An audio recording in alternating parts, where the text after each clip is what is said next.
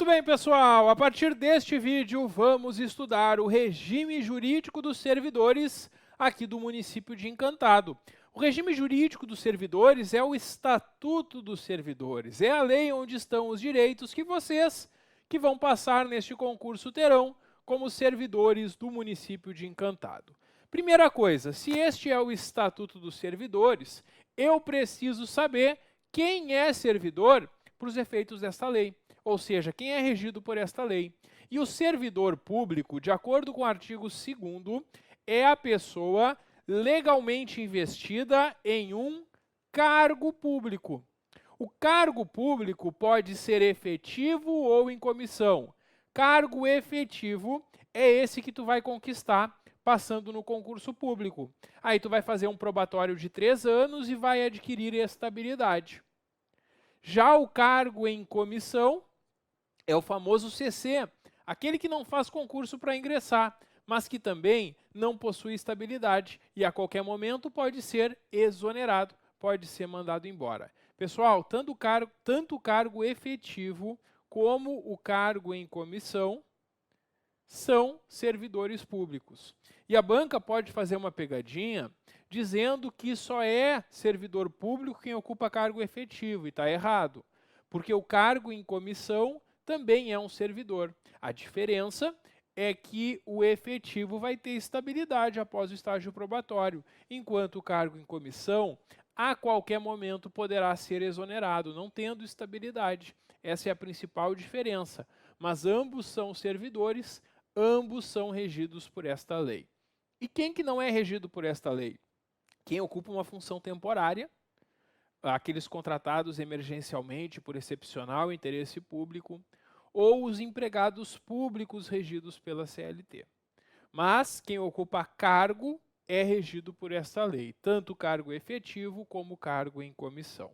O cargo público tem algumas características. Primeira característica é que o cargo é criado em lei, e a banca pode fazer uma pegadinha trocando lei por decreto, dizendo na prova que o cargo é criado por decreto, e aí está errado. Para criar um cargo precisa de lei.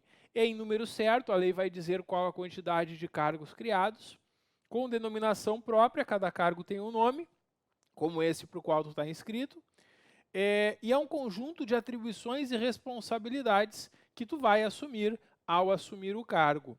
E ainda é remunerado pelos cofres municipais. Então essas são as características do cargo público. O cargo público que pode ser, como a gente já viu, de provimento efetivo ou em comissão. Bom, a investidura em cargo público depende de aprovação em concurso público. Sim, por isso que a gente está aqui estudando, né? Para vocês conquistarem este cargo. O concurso público pode ser só de provas ou provas e títulos. Quando for concurso para o magistério, obrigatoriamente vai ser de provas e títulos. Para os demais cargos, pode ser só provas ou provas e títulos. E o cargo em comissão é a exceção à regra, porque a gente sabe que o ocupante do cargo em comissão não faz concurso para ingressar. O CC, o cargo em comissão, é para funções de direção, chefia e assessoramento, e esses, então, não terão estabilidade. São nomeados sem concurso, mas a qualquer momento podem ser exonerados, podem ser dispensados. Função gratificada. O que é isso? A função gratificada é quando um servidor concursado é designado para uma função de direção, chefia e assessoramento. Então vamos imaginar que eu sou servidor concursado aqui no município e tenho um vencimento de R$4.000 por mês. Se eu for designado para uma função de direção, chefia ou assessoramento, além desses 4.000, eu vou receber o valor dessa função, dessa EFG. Por exemplo, vamos supor que seja 2.000 o valor da função. Enquanto eu estiver nessa função de direção, chefia e assessoramento, eu vou receber os 4.000 do meu cargo, mais os 2.000 da função. Ou seja, estarei recebendo 6.000 por mês. No momento que eu for dispensado da função, eu volto a receber somente os 4.000 do cargo. É isso. Isso que é a função gratificada. E essa função gratificada somente pode ser dada para quem é ocupante de cargo efetivo, para quem é concursado.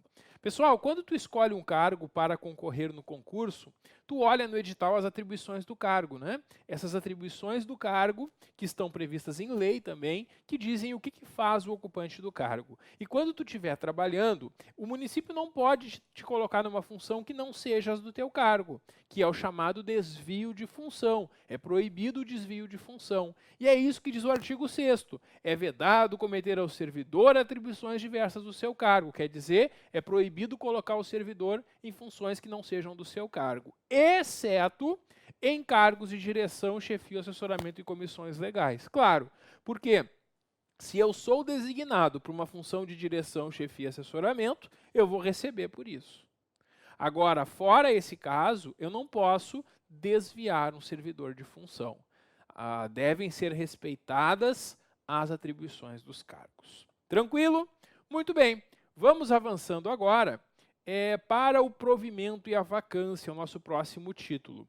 O título que trata do provimento e da vacância vai nos trazer as situações para ingressar ou deixar o serviço público. Provimento é quando eu entro e passo a ocupar um cargo. Vacância é quando eu saio. E quando eu saio de um cargo, este cargo fica vago. A palavra vacância vem da palavra vaga. Muito bem. Então a gente vai ver como entrar e depois vamos ver como se sai do cargo público. Primeiro, requisitos básicos para ingresso. O primeiro é ser brasileiro, tanto nato quanto naturalizado, ou até estrangeiro nos casos que a lei indicar.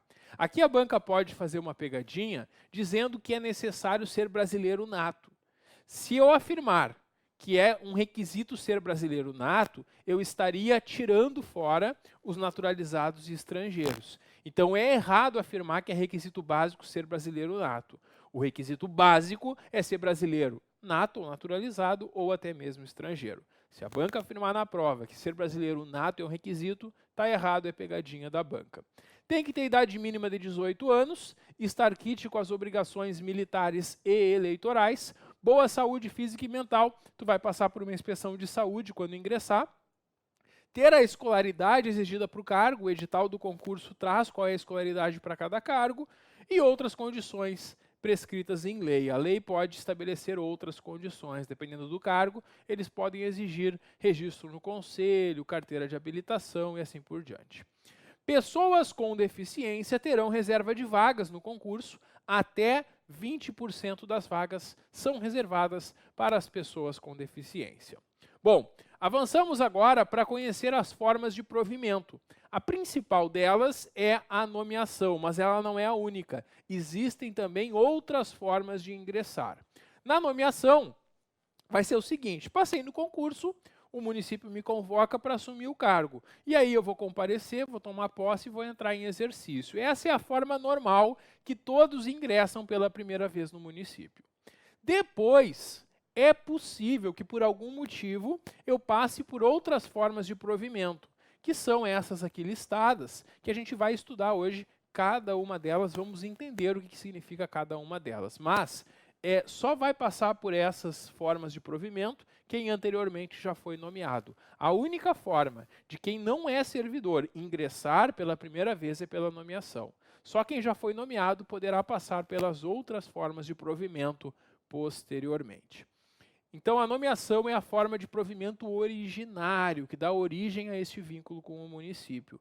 Todas as outras são formas de provimento derivado, porque derivam de uma anterior nomeação, essa aqui é a ideia. E depois que a gente estudar essas formas de provimento, a gente vai ver as formas de vacância. Eu já coloquei no quadro elas lado a lado, para que vocês percebam um detalhe que a banca pode perguntar na prova. Tem duas formas que são ao mesmo tempo provimento e vacância. Como isso é possível? Porque na recondução e na readaptação, eu estou num cargo e vou para outro. Se eu saio de um cargo, está acontecendo vacância. Se eu entro em outro, está acontecendo provimento. E tanto a readaptação como a recondução, eu vou sair de um cargo e ingressar em outro. Então, a recondução e a readaptação são as formas que são ao mesmo tempo provimento e vacância. As outras ou são somente formas de entrar ou são somente formas de sair do cargo. Tranquilo? E isso pode ser uma pergunta de prova, por isso eu já coloquei lado a lado aqui para vocês. Bom, concurso público. Sobre o concurso, essas regras gerais do concurso não costumam ser perguntadas em prova. O mais importante é saber o período de validade do concurso. A validade do concurso é até 2 anos, prorrogável uma vez, por igual prazo por mais 2 anos. Dentro do período de validade, o município pode convocar os aprovados. Então, mesmo quem faz o concurso e não fica nas vagas previstas no edital, fica após, fica no cadastro reserva, pode ser chamado dentro desse prazo. E é muito comum que o município convoque aprovados além das vagas previstas no edital. Por isso é muito importante sempre ter um bom desempenho. Se não conseguir ficar nas vagas, pelo menos fica pertinho. E aí, dentro desse prazo, tem chance de ser convocado para assumir o cargo. Então, se perguntarem na tua prova, a validade do concurso é por até 2 anos e pode prorrogar uma vez por mais 2 anos. Sobre a nomeação pode ser em comissão ou em caráter efetivo. Nomeação em comissão é para quem não é concursado, né? Aquele cargo em comissão de livre escolha. E em caráter efetivo, para vocês que vão passar no concurso, serão nomeados obedecendo sempre, é claro, a ordem de classificação do concurso. Por isso que tu vai estudar para ficar em primeiro lugar e ser a primeira pessoa a ser nomeada para o cargo. Bom, sobre a nomeação, depois que tu é nomeado, tu vai ter um prazo para tomar posse e entrar em exercício. É isso que nós temos aqui. E esses prazos, então, serão os seguintes: 10 dias prorrogável por mais 10 para tomar posse e depois 5 dias para entrar em exercício. Mas o que significa isso? Vamos entender um pouquinho melhor. A nomeação, o município ainda não sabe se tu quer assumir o cargo. Porque o município, quando ele tem um cargo vago e realizou concurso, ele vai chamar o primeiro ou o próximo da lista do concurso. Ele não sabe se a pessoa quer assumir o cargo, porque às vezes eu posso fazer muitos concursos e quando sou chamado em um já não quero porque passei no concurso melhor. Então o município convoca o aprovado para comparecer. Este nomeado tem um prazo de 10 dias e pode pedir prorrogação por mais 10 para comparecer e dizer: eu que passei no concurso, quero o cargo. Não só quero, como também posso assumir esse cargo, porque neste momento da posse vai trazer a documentação para comprovar que preenche os requisitos para assumir o cargo.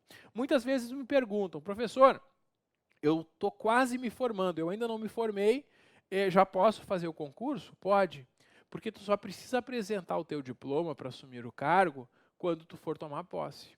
Então, se tu ainda não tem a formação necessária, mas quer fazer a prova, pode fazer. Quando tu for chamado para assumir o cargo, que tu tem que demonstrar que preenche os requisitos. É nesse momento aqui, na posse. Então, a posse é o momento que o servidor diz que quer o cargo e comprova que pode assumir. É isso. A posse é a aceitação expressa das atribuições, deveres e responsabilidades do cargo. E o servidor vai prestar o compromisso de bem servir, assinando este termo de posse. O prazo, já comentei então, que é de 10 dias e pode pedir prorrogação por mais 10 dias. No ato de posse, vocês apresentam uma declaração se exercem não outro cargo. A gente vai falar sobre isso mais adiante, porque em regra, não é permitido acumular cargos, exceto nos casos que a Constituição autoriza, que a gente vai ver mais para o final desta lei. Então é isso sobre a posse. E o exercício é quando tu efetivamente começa a trabalhar. Depois que tu assinou o termo de posse, tu vai saber em qual setor que tu vai trabalhar e tu vai combinar que dia tu começa. Tu tem que começar a trabalhar dentro de 5 dias. É aqui no exercício que começa a contar o teu prazo como servidor. O teu estágio probatório vai começar deste dia e tu vai começar a ser remunerado a partir do dia que tu começa a trabalhar. Este é o prazo de exercício, então. E o que acontece se eu perder esses prazos, professor? Perdeu o cargo. Tu tem que cumprir esses prazos. Se tu perder o prazo de posse ou o prazo de exercício, tu tá fora e eles vão chamar o próximo lá da lista do concurso. Tem situações que não interrompem o exercício. Como assim? Depois que tu começa a trabalhar, caso tu seja promovido na carreira, se tu for readaptado ou reconduzido, que são aquelas situações que tu troca de cargo, a tua contagem de tempo de exercício não para. Tu não vai ter um prazo para começar a trabalhar no novo cargo após promoção, readaptação e recondução. Não. Essas situações, então, são as que não interrompem o exercício. Isso também pode ser perguntado na prova. Bom, o artigo 19 traz uma situação um pouco curiosa, que é quem é nomeado, e aqui é para uma função em comissão, não é para vocês que vão passar no concurso, não se preocupem. Quem é nomeado para um cargo em comissão, que tenha muito dinheiro público em mãos, muita responsabilidade sobre dinheiro público, pode ser exigido uma caução, uma garantia. E aí funciona da seguinte forma: o nomeado para este cargo em comissão tem que dar uma garantia e depois que ele deixar o cargo e prestar conta, se tiver tudo certinho, ele retira a garantia. A garantia, a caução, pode ser dada de 4 formas, e isso já foi perguntado em prova. Então, se perguntarem na tua prova, para os cargos que a lei exigir uma caução, como que ela pode ser dada? Depositando o valor em dinheiro, depósito em moeda corrente, ou fazendo hipoteca sobre o imóvel, garantia hipotecária, ou adquirindo o título da dívida pública, ou fazendo um seguro fidelidade funcional em uma seguradora.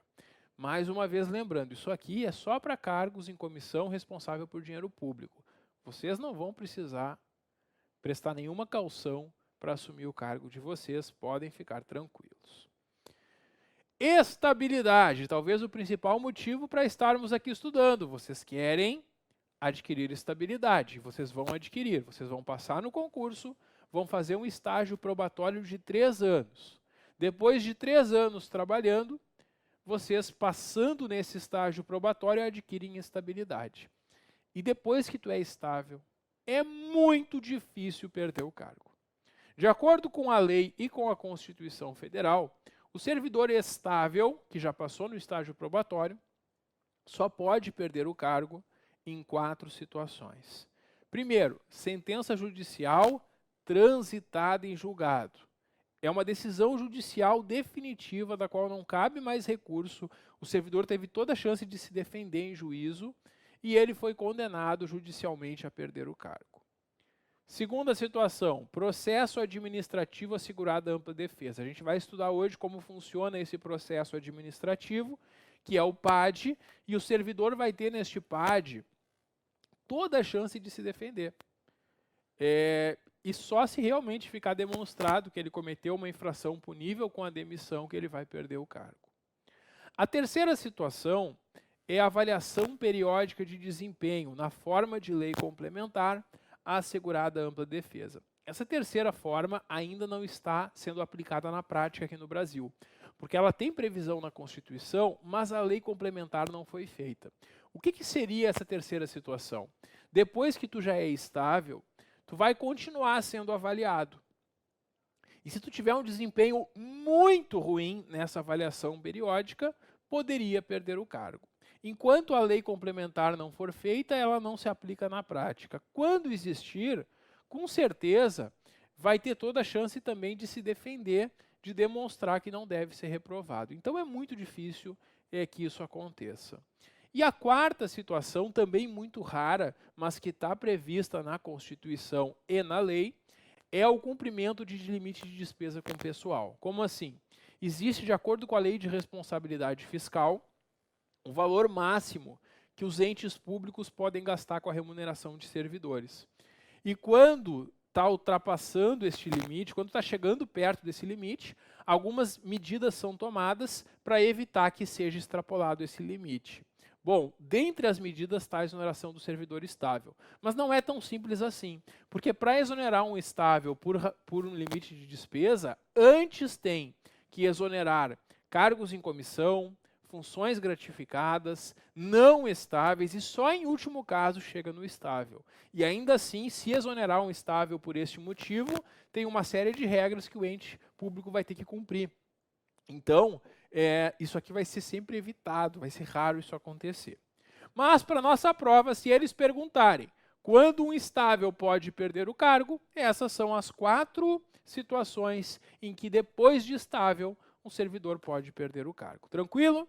Bom, E como é que é o estágio probatório? O estágio probatório é a pedra que está no caminho de vocês para alcançar a estabilidade. Por que pedra, professor? É difícil passar no probatório? Não, pelo contrário, é bem fácil. É muito raro alguém ser reprovado no probatório. Por que eu estou dizendo então que é uma pedra? É uma brincadeira que eu faço para tu memorizar as letras iniciais dos 6 quesitos do estágio probatório. Porque aqui no artigo 21 estão os 6 quesitos pelos quais tu vai ser avaliado. Ao longo do probatório, tu vai ter pontos em cada um desses itens. E no final, atingindo a pontuação mínima, tu vai ser aprovado no probatório. Bom, a lei aqui não diz qual é a pontuação mínima, não precisa se preocupar com isso. O que tu tem que saber é quais são os 6 quesitos avaliados no estágio probatório. E lembrando da palavra pedra, tu vai lembrar dos 6. Porque a palavra pedra começa com a letra P de pontualidade, E de eficiência, D de disciplina, R de responsabilidade e também de relacionamento, e A de assiduidade. Pronto, lembrou da palavra pedra, lembrou dos 6 quesitos avaliados no estágio probatório. Como é que isso cai em prova? A banca vai formular uma questão dizendo para vocês, assinale a alternativa que não apresenta um quesito avaliado no probatório. E aí ela coloca um outro que ela inventa, por exemplo, iniciativa, criatividade. E lembrando da palavra pedra, tu vai lembrar desses quesitos. E qualquer um que comece com outra letra, tu vai saber que está errado, porque tu sabe que o probatório é a pedra que está no caminho de vocês para alcançar a estabilidade. E vocês vão passar bem por cima dessa pedra sem nenhum problema e adquirir estabilidade após os 3 anos de probatório. Pessoal, durante o estágio probatório, vocês são avaliados por trimestre. Então, de 3 em 3 meses, vai ter uma avaliação que a chefia de vocês vai preencher, vocês vão ter acesso a ela, e essa avaliação é como vocês estão se saindo nesses quesitos, a cada trimestre. Bom, a gente tem aqui que durante o probatório o servidor já pode ser exonerado, mesmo antes de concluir o probatório. O parágrafo 8º prevê que se for verificado em qualquer fase do estágio probatório um resultado insatisfatório, um resultado então insuficiente do servidor, por 3 avaliações consecutivas, o servidor será exonerado. É exonerado então o servidor que tiver 3 avaliações, então em 3 trimestres, o que vai levar pelo menos 9 meses, que tiver esse pior resultado já vai ser exonerado. Pessoal, uma informação importante. Quem é reprovado no probatório, seja durante ou seja no final do probatório, não será demitido, é exonerado. As pessoas têm um hábito de confundir exoneração com demissão, porque na iniciativa privada isso é diferente. Mas aqui no serviço público, exoneração é a forma de deixar o cargo e demissão é a penalidade disciplinar de perda do cargo. E quem não passa no probatório não está sendo punido com a perda do cargo, só está sendo exonerado porque não foi bom o suficiente para continuar no cargo. Então, se a banca afirmar que o servidor reprovado no probatório é demitido, está errado. Ele é exonerado. Cuidado com esse detalhe. Bom, e sempre que se conclui pela exoneração do servidor no estágio probatório, ele vai ter um prazo de 5 dias úteis para se defender, para demonstrar que não deve ser reprovado no estágio probatório e deve continuar no cargo. Muito bem, então é isso que nós temos aqui. E se esse servidor que está em estágio probatório já era servidor antes? Nesse caso, ele pode ser reconduzido ao cargo anterior. Eu já vou explicar para vocês como isso funciona. Bom, então vamos lá. Continuando então com o estudo das formas de provimento, a gente já viu como funciona a nomeação, posse e exercício, o estágio probatório. E agora, então, a gente vai conhecer as outras formas de provimento. Depois que eu já fui nomeado para um cargo, pode ser que eu passe por uma dessas situações. Primeiro, a recondução. O que é a recondução? É o seguinte, eu estou no cargo A, passei a ocupar um cargo B, e agora eu vou voltar para este cargo A que eu ocupava antes. Para a recondução poder acontecer, eu tenho que ser estável, eu já tenho que ter cumprido o estágio probatório deste primeiro cargo. E quando que isso pode acontecer?